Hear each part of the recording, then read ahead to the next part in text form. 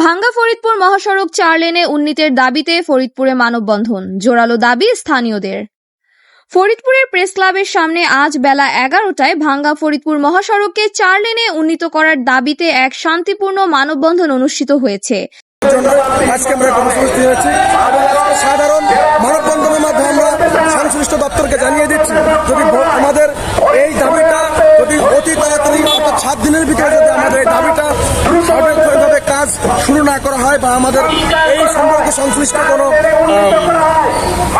পরিচর্যা দেখানো হয়, তাহলে আমরা ফরিদপুরের মানুষের সাথে নিয়ে জনতাকে সাথে নিয়ে এর চাইতে কঠিন আন্দোলন করে তুলব।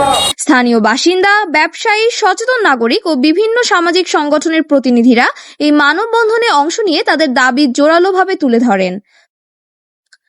মানববন্ধনে বক্তারা উল্লেখ করেন, এই সড়কটি ফরিদপুরের যোগাযোগ ও অর্থনীতির মূল ধারক। বর্তমান 2 লাইন সড়কে যানজট ও দুর্নীতি ক্রমাগত বাড়ছে, যা উন্নয়নের অন্তরায়। 4 লেনে উন্নীত করা গেলে যানবাহনের গতিপ্রবাহ সুষ্ঠু হবে, পাশাপাশি ব্যবসা বাণিজ্য ও জরুরি সেবার গতিও বাড়বে। এই সড়কের উন্নয়ন আমাদের দীর্ঘদিনের দাবি। এটি এখন শুধু একটি সংগঠনের নয়, গোটা ফরিদপুরবাসীর সম্মিলিত আকাঙ্ক্ষা, বলেন মানববন্ধনের অংশগ্রহণকারী এক যুবনেতা। অন্যান্য বক্তারা সরকার ও সংশ্লিষ্ট কর্তৃপক্ষের দ্রুত পদক্ষেপ কামনা করেন।